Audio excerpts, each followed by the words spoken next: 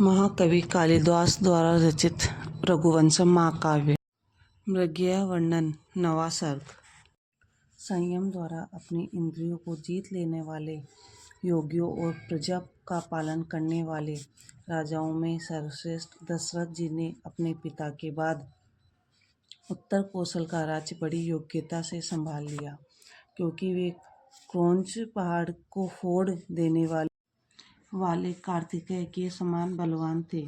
अतः उन्होंने अपने पूर्वजों से पाई हुई राजधानी और मंडलों का ऐसे अच्छे ढंग से पालन किया कि सारी प्रजा उन्हें पहले के सभी राजाओं से अच्छा मानने लगी।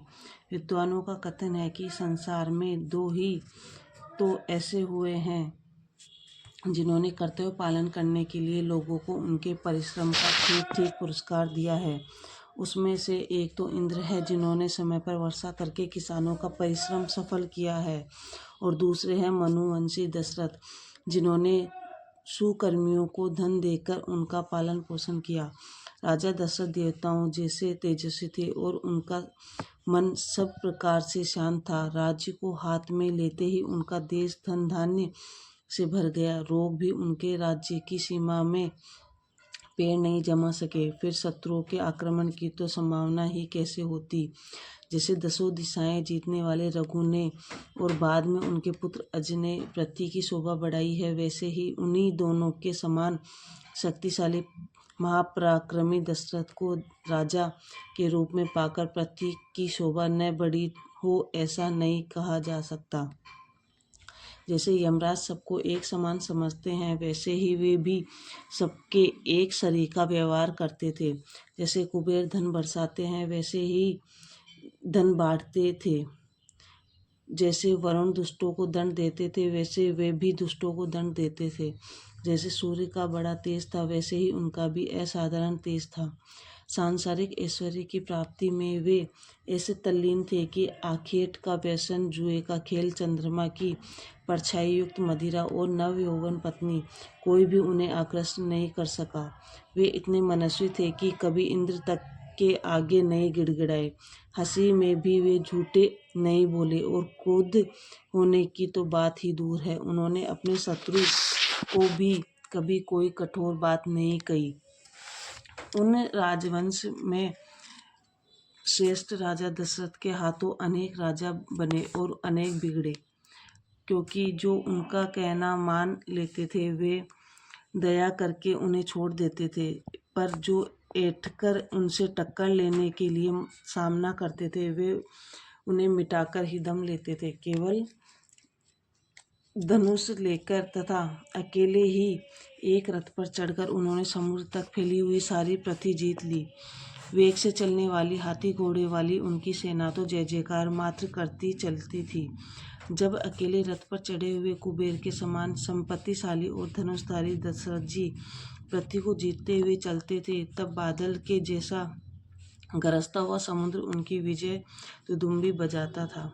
इंद्र ने जैसे नोकों वाले वज्र से पर्वतों को पंख काटे थे, वैसे ही नवीन कोमल जैसे सुंदर मुख वाले दशरथ जी ने बाण वर्षा करने वाले अपने धनुष से शत्रु पक्ष को मार दिया। देवता लोग जैसे इंद्र के चरण छूते हैं, वैसे ही सैकड़ों राजाओं ने दशरथ के चरणों पर उनके उन मुकुटों से सुशोभित सिर रख दिए, जिनके मुकुटमणि दशरथ जी के पैर के नखों की लाल कांति से चमक उठे थे। जिन जिन देशों के राजाओं को उन्होंने मार डाला था, उनकी रानियां अपने पुत्रों को लेकर राजा दशरथ के आगे आई, और उन देशों के मंत्रियों ने उन राजपुत्रों को राजा दशरथ के आगे हाथ जोड़कर जुड़वाकर खड़ा कर दिया। उन खुले केसों वाले शत्रुओं की रानियों के साथ दशरथ जी ने बहुत ही दयापूर्ण व्यवहार किया, और उस महासमुद्र के तट से वे अपनी उस अयोध्या राजधानी को लौट आए, जो कुबेर की राजधानी अलकापुरी से किसी तरह कम नहीं थी। इस प्रकार चारों ओर के राजाओं का मंडल उनकी मुट्ठी में आ गया, जिससे वे अग्नि और चंद्रमा जैसे तेजस्वी लगने लगे। उनका प्रताप इतना बढ़ गया कि उनके आगे कोई भी दूसरा राजा श्वेत छत्र नहीं लगाता था, किंतु चक्रवर्ती हो जाने पर भी वे आलस्य को अपने पास नहीं फटकने देते थे, क्योंकि वे जानते थे कि अपने में जहाँ एक भी दोष आया कि लक्ष्मी हमें छोड़कर चली जाएगी। फिर विष्णु भगवान तथा दशरथ को छोड़कर दूसरा राजा ही कौन ऐसा था कि जिसके यहाँ हाथ में कमल धारण करने वाली एवं पतिव्रता लक्ष्मी जाकर निवास करती। पर्वतों से निकलने वाली नदियों जैसे समुद्र को पा लेती है, वैसी ही कोमल मगध और केकय देश के राजाओं की कौशल्या, सुमित्रा और केकई राज्य की राजकन्याओं ने शत्रुओं पर बाण बरसाने वाले दशरथ जी को पति के रूप में पा लिया। शत्रुओं को नष्ट करने वाले दशरथ जी अपनी तीनों रानियों के साथ ऐसे लगते थे कि जैसे स्वर्ग पर राज्य करने वाले स्वयं इंद्र ही प्रभाव, उत्साह और मंत्र नाम की अपनी तीनों शक्तियों के साथ अवतरित हो गए हों। महारथी दशरथ ने युद्ध में इंद्र की सहायता करते हुए अपने बाणों से उनके शत्रुओं का नाश करने वाले देवताओं की स्त्रियों का सब डर दूर कर दिया था। इसलिए वे सब दशरथ जी के बाहुबल के गीत ऊंचे स्वरों से गाने लगी थी।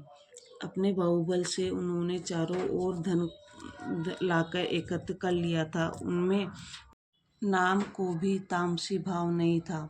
उन्हीं महाराज दशरथ ने अश्वमेध यज्ञ करते हुए समय अपना मुकुट उतारकर तमसा और सरयू के तट पर सोने के अनेक यज्ञ स्तंभ खड़े कर दिए। जब वे मृगशाला पहनकर हाथ में दंड लेकर कुश की मेखला बांधकर चुपचाप हरिण की सींग हाथ में लिए यज्ञ की दीक्षा लेकर बैठे, तब उस समय अष्टमूर्ति महादेव उनके शरीर में प्रविष्ट हो गए, जिससे उनकी शोभा बहुत बढ़ गई। जब यज्ञ समाप्त हो गया और वे स्नान करके पवित्र हुए, तब देवताओं के साथ बैठने योग्य संयमी राजा दशरथ ने केवल समूची राक्षस के शत्रु एवं जल बरसाने वाले देवराज इंद्र के आगे ही अपना उन्नत मस्तक झुकाया। रथ पर चढ़कर एकांकी युद्ध करने वाले पराक्रमी धनुर्धर और युद्ध में इंद्र से भी आगे चलने वाले दशरथ ने सूर्य पर छाई हुई युद्ध की धूल को कई बार राक्षसों के रक्त से सींचकर दबाया था। यम, कुबेर, वरुण और इंद्र सदृश पराक्रमी उन एकछत्र राजा दशरथ का अभिनंदन करने के लिए वसंत ऋतु भी नए नए फूलों की भेंट लेकर आ उपस्थित हुई।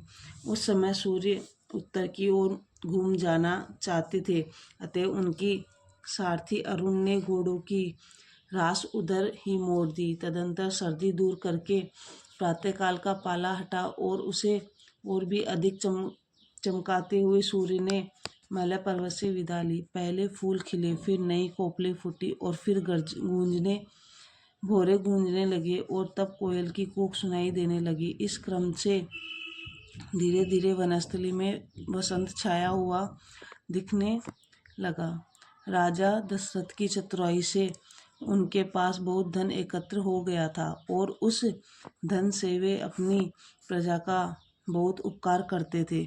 अतः जैसे उनकी लक्ष्मी के अनेक याचक हाथ फैलाए करते थे, वैसे ही वसंत की शोभा से संपन्न तालाब की कमलिनी के भी आसपास भौरे और हंस मंडराने लगे। उस समय वसंत के फूल हुए अशोक के फूल ही कामोद्दीपन नहीं करते थे, बल्कि कामियों को मस्त बना देने वाले जिन कोमल कोपलों के गुच्छों को स्त्रियों ने अपने कानों पर रख लिया था, उन्हें देखकर लोगों का मन भी विचलित हो जाता था। वन में खड़े कुर्बक के पेड़ ऐसे लगते थे कि वसंत ने वंशी के शरीर पर बेल बूटे बनाकर उसका श्रृंगार किया हो। उन वृक्षों से इतना मधु बह रहा था कि भौरे मस्त होकर उन्हीं पर गुंजायन कर रहे थे। बकुल के जो वृक्ष सुंदरी स्त्रियों के मदिरा के कुल्ले से फूल उठे थे, जिनमें उन्हीं स्त्रियों जैसे गुण भरे थे, उन्हें झुंड बनाकर उड़ते हुए मधु को लोभी भौरों ने बहुत तंग किया। वसंत के आगमन से पलाश में भी कलियां फूट पड़ी। वे ऐसे लगती थी कि मानो काम के आवेश में आकर तथा लाज छोड़कर किसी इन्हीं ने अपनी प्रियतमा के शरीर पर नक्षत करके उसकी शोभा बढ़ा दी हो। जब पतियों के दांतों से घायल स्त्रियों के ओठ दुखा करते हैं और ठंडी होने के कारण स्त्रियां अपनी कमर की करधनी भी उतार डालती है, वह ठंड अभी भली प्रकार दूर नहीं हुई थी। हाँ, सूर्य ने अपने तेज से कुछ जाड़ा अवश्य कम कर दिया था। सहसा नए बोरे हुए आम के वृक्षों की डालियां मलय वायु से ऐसी झूम उठी जैसे उन्होंने अभिनय सीखना प्रारंभ कर दिया हो। उन्हें देखकर रोग द्वेष से दूर रहने वाले योगियों का मन भी मस्त हो गया। जब मनोहर सुगंधमयी कुसुमित वन की लताओं पर बैठकर कोयल कूकी तो ऐसा लगा कि जैसे कहीं कोई मुग्धा नायिका बोल रही हो। वन में के किनारे बढ़ी हुई लताएं ऐसी सजी दिखती थी कि मानो कानों को सुखदायी भोरों की गुंजार ही उनके गीत हो और विकसित कोमल फूल ही उनकी हंसी के दात हो, तथा वायु से हिलती हुई शाखाओं वाले हाथों से भी तरह तरह के हाव भाव दिखाती हो। कटाक्ष आदि मधुर हाव भाव करने को उकसाने और बकुलों को भी अपनी सुगंधा से हरा देने वाले कामदेव के साथी मद को स्त्रियों ने पति के प्रेम में बिना कोई बाधा डाले ही पी लिया। नागरिकों के घरों से बनी हुई बावलियों में जो कमल खिले हुए थे और वहाँ मधुर शब्द करते हुए जो जल पक्षी और तैर रहे थे, उनमें वे बावलियाँ ऐसी सुंदर लगती थी कि मानो उनमें मुस्कुराती हुई सुंदर मुख वाली और ढीली होने से बसती हुई करधनी वाली स्त्रियाँ सुशोभित हो। अपने प्रियतम से समागम न होने के कारण जैसे खंडिता नायिका दुबली हो जाती है, वैसे ही रात्रि रूपिणी नायिका भी वसंत के आगमन से छोटी होती चली गई और उनका चंद्रमुख भी पीला पड़ता गया। तुषार दूर हो जाने से चंद्रमा निर्मल हो गया और संभोग की थकावट दूर करने वाली उसकी ठंडी किरणों से कामदेव के पुष्पमय धनुष को जैसे और अधिक बल मिल गया। आहुति प्राप्त अग्नि के समान दमकते हुए कनेर के फूल वन लक्ष्मी के कानों के कर्णफूल जैसे लगते थे। अपने प्रियतमों के हाथों जूड़ों में लगाए हुए वे सुंदर पंखुड़ी तथा पराग वाले फूल स्त्रियों के केसों में बड़े ही सुंदर लग रहे थे। उस समय तिलक के वृक्ष के ने भी वनस्थली की शोभा कम नहीं बढ़ाई। जैसे किसी युवती के श्रृंगार के लिए उसका मुंह चित्रित किया जाता है, वैसे ही तिलक वृक्ष के फूलों पर मंडराते हुए काजल की बूंदकियों जैसे सुंदर भोरे ऐसे जान पड़ते थे कि जैसे वनस्थली का मुख चित्रित कर दिया गया हो। वृक्षों की सुंदर नायिका नवमल्लिका लता थी। वह अपने मकरंद रूपी मद के गंध से भरी लाल लाल रूपों पत्तों रूपी होठों पर फूलों की मुस्कान देखने वालों को आत्मविभोर बना देती थी। उस समय प्रातःकाल की लाली से भी अधिक लाल वस्त्रों ने कान पर रखे हुए जो के अंकुरों ने और कोयल की कूकों ने सेना को लेकर कामदेव ने ऐसा जाल बिछाया कि सभी विलासी पुरुष युवती स्त्रियों के प्रेम में अपनी सुध-बुध खो बैठे। उजले पराग से भरे तिलक वृक्षों के फूलों के जो गुच्छे बहुत बढ़ चुके थे, अपने ऊपर मंडराते हुए भौरों के झुंड से वे ऐसे सुंदर लगने लगे कि जैसे किसी स्त्री ने अपने सिर पर मोतियों की जाली ओढ़ ली हो। जब वायु ने उपवन के फूलों का पराग उड़ाया तो भौरों के झुंड भी उनके पीछे पीछे उड़ने लगे। वह उड़ता हुआ पराग ऐसा लगता था कि मानो धनुर्धारी कामदेव को पताका हो या वसंतश्री के मुख पर लगाने का श्रृंगार चूर्ण हो।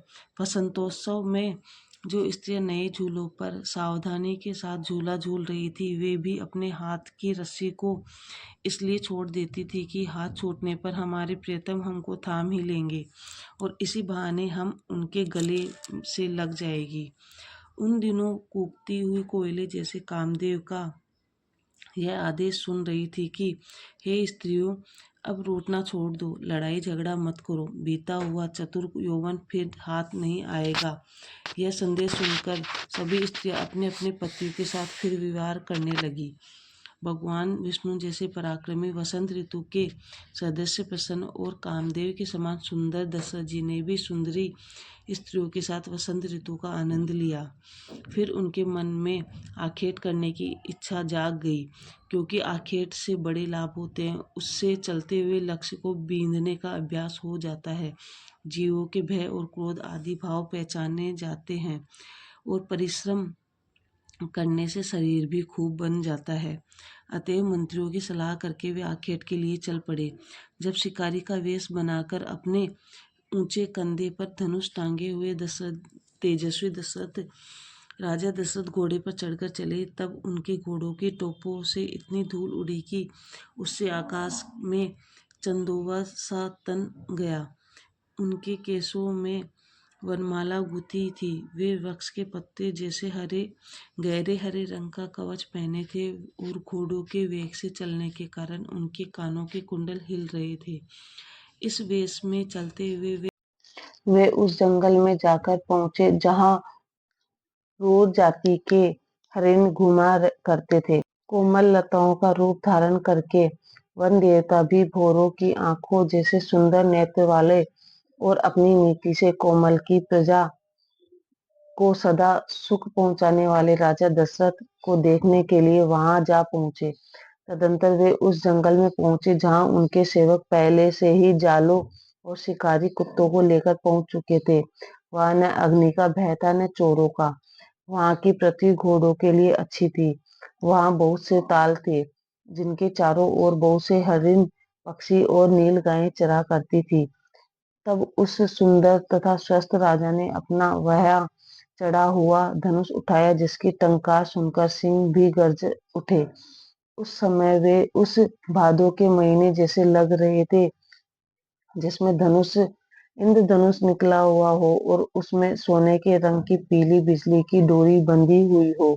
तभी उन्होंने देखा कि हरिणों का एक झुंड चला आ रहा है, जिसमें बहुत सी हरिणियां भी है, जो अपने उन बच्चों को कारण रुकती चलती है, जो कुसा का अंकुर चबाते चबाते अपनी माँ के स्तनों का दूध पीने के लिए बीच बीच में रुक जाते हैं। उस झुंड के आगे आगे एक गर्वीला काला हरिण भी चल रहा था। राजा दशरथ ने जो ही अपने द्रुतगामी घोड़ों पर चढ़कर और तुनीर में से बाण निकालकर उसका पीछा किया कि वह झुंड छितर गया और उनकी घबराई हुई आंखें से भरा हुआ वह सारा जंगल ऐसा लगने लगा कि जैसे वायु ने वहां नीले कमलों की भीगी पंखुड़ियां बिखेर दी हो। तभी इंद्र के समान शक्तिशाली तथा चतुर धनुर्धर राजा दशरथ ने देखा कि वे जिस हरिणी को मारने चाहते थे उसकी स्त्री हरिणी बीच में आकर खड़ी हो गई। वे स्वयं भी प्रेमी थे, अतएव अपने हरिणी के प्रति हरिणी का यह प्रेम देखकर उनका हृदय दया से भर गया और उन्होंने कान तक खींचा हुआ अपना बाण उतारकर तुनीर में रख लिया। उसके बाद वे दूसरे हरिणों पर बाण चलाना चाहते थे और उन्होंने बाण की चुटकी कान तक खींच भी ली थी, परंतु जब उन्होंने उन हरिणियों की डरी हुई आंखें देखी तो उन्हें अपनी युवती प्रियतमा के चंचल नेत्रों का स्मरण हो आया। उनके हाथ ढीले पड़ गए। अब उन्हें छोड़कर राजा दशरथ इधर घूम पड़े, जिधर आधे चबे हुए माथे की घास के मुट्ठे स्थान स्थान पर बिखरे पड़े थे और पैर की गीली छापों की पात देखकर ऐसा जान पड़ता था कि तालों के कीचड़ से निकल निकल कर बनेले सूअरों का झुंड उधर ही गया हो। जो ही उन्होंने घोड़े पर स्थित अपना शरीर आगे झुकाकर उन सूअरों पर बाण चलाया, त्यों ही वे सूअर भी अपने कड़े बाल खड़े करके राजा दशरथ पर झपटे, किंतु राजा ने तत्काल ऐसे कसकर बाण मारे कि उन सूअरों का पता ही नहीं चला कि कब वे बाण के साथ उन पेड़ों से चिपक गए जिनके सहारे खड़े थे। सहसा उन्होंने देखा कि एक जंगली भैंसा उनकी ओर दौड़ता चला आ रहा है। तत्काल उन्होंने उसकी आंखों में एक ऐसा बाण मारा कि वह भैंस के शरीर में से बड़ी फुर्ती से पार हो गया, किंतु बाण के पुंख के तनिक सा भी रक्त नहीं लगा। विशेषता यह थी कि बाण तो देर से गिरा किंतु भैंसा पहले ही धराशायी हो गया। इतने में उन्हें गेंडों का झुंड दिखलाई पड़ा, परंतु राजा दशरथ ने अपने अर्धचंद्र बाणों से उसकी सींग काटकर उनके सिर का बोझ हल्का कर दिया, क्योंकि वे सिर उठाकर चलने वाले का दमन अवश्य करते थे। इसी से उन्होंने अकड़कर चलने के साधन उनके सींगों को काट डाला और उन्हें उनके दीर्घायु प्राणों से तो कोई वैर था ही नहीं। जब बाण अपने माधु में से निकलकर उनकी ओर झपटे, तब निर्भय राजा दशरथ ने इतनी शीघ्रता से उन पर बाण चलाए कि उनके मुंह खुले हुए मुंह बाणों का तीर तुनीर बन गए। वे ऐसे दिखने लगे कि जैसे आंधी से उखड़े और फूल हुए आसन सर्ववक्ष की शिखर की टहनियां हों। तदुपरांत झाड़ियों में लेटे हुए सिंहों को मारने के लिए उन्होंने पहले वज्रपात के समान भयंकर शब्द करने वाले अपने धनुष की डोरी से टंकार किया। उसे सुनते ही वे सिंह भड़क उठे, क्योंकि राजा दशरथ को उन अत्यंत शक्तिशाली सिंहों की इस बात से चिढ़ थी कि वे मृग आदि अन्य जीवों के राजा क्यों कहे जाते हैं।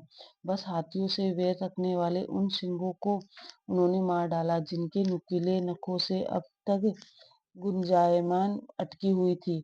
इस प्रकार उन कुरुवंशी राजा दशरथ ने अपने बाणों से उन हाथियों का ऋण चुका दिया, जो उनकी सेना में युद्ध के समय काम कर रहे थे।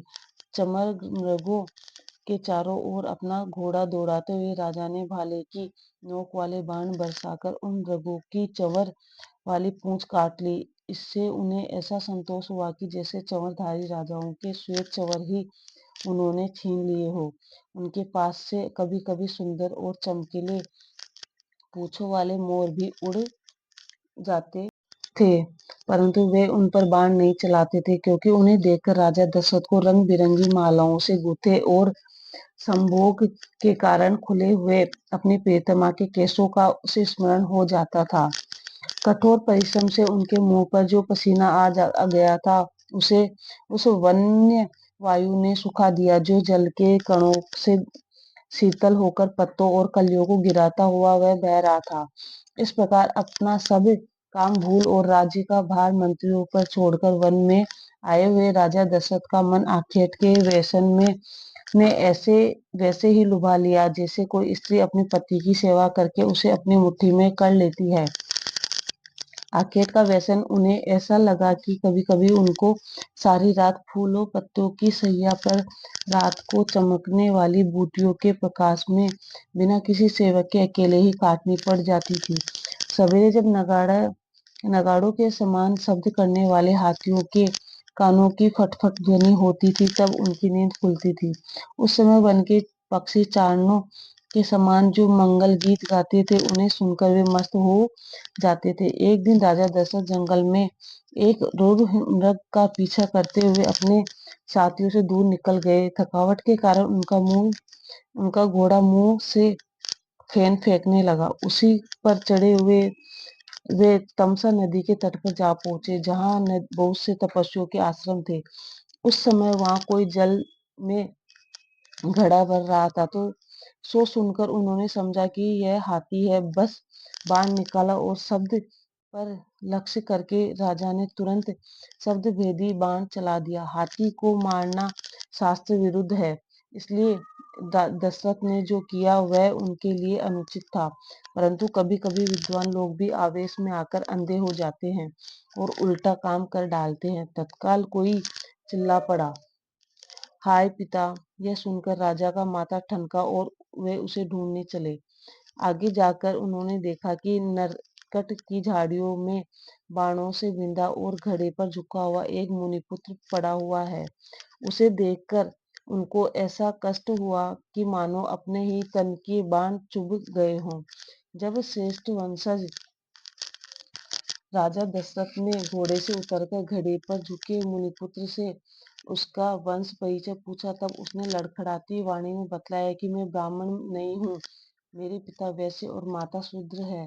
तदंतर उसने राजा दशरथ से कहा कि मुझे मेरे अंधे माता पिता के पास ले चलो। तब राजा दशरथ ने उस बाण से बिंधे मुनिपुत्र को उठाया और उसके माता पिता के पास ले गए। वहां पहुंचकर उन्होंने उनको सब बात बता दी कि मैंने भूल से आपके इकलौते पुत्र पर किस प्रकार बाण चला दिया है। यह सुनते ही वे दोनों अंधी अंधे विलाप कर रोने लगे और उन्होंने अपने पुत्र के हत्यारे को आज्ञा दी कि मेरे पुत्र की छाती में से बाण निकाल लो। बाण निकलते ही उस मुनि कुमार ने के प्राण निकल गए। इस पर उस बूढ़े तपस्वी ने अपने आंसुओं से ही अंजलि भरकर राजा दशरथ को शाप दे दिया, देते हुए कहा, हे राजन, जाओ, तुम भी हमारे ही समान बुढ़ापे में पुत्र शोक से मरोगे। जैसे पैर से दबने पर सर्प विष उगल कर शांत हो जाता है, वैसे ही शाप देकर जब वे बूढ़े मुनि शांत हो गए, तब पहले पहल के अपराधी राजा दशरथ ने उनसे कहा, हे मुनि, मुझे तो आज तक पुत्र के मुख कमल का दर्शन भी नहीं मिला है, इसलिए मैं आपके शाप को भी वरदान समझता हूँ, क्योंकि इसी बहाने मुझे पुत्र तो प्राप्त होगा। जंगल की लकड़ी की आग चाहे तो एक बार पृथ्वी को भले ही जला दे, किंतु वह पृथ्वी को इतनी उर्वरा बना देती है कि आगे चलकर उसमें बड़ी अच्छी उपज होती है। तदंतर राजा ने फिर उनसे कहा, मैं तो इसी योग्य हूँ कि आप मेरा वध कर दे। अब मुझ नीच के लिए आपकी क्या आज्ञा होती है। यह सुनकर उस मुनि ने कहा कि अब हम और हमारी स्त्री दोनों ही अपने पुत्र के साथ मर जाएंगे, अतएव हमारे लिए तुम ईंधन और अग्नि जुटा दो। तब तक राजा दशरथ के अनुचर भी वहां पहुंच चुके थे। मुनि की आज्ञानुसार तत्काल ईंधन और अग्नि की जुटा दी गई। जैसे समुद्र के उदर में वडवानल जला करता है, वैसे ही अपने पाप से अधीर हृदय में मुनि का शाप लिए हुए अवधेश अपने घर लौट आए। इस प्रकार रघुवंश महाकाव्य में मृगया वर्णन नामक 9वां सर्ग समाप्त।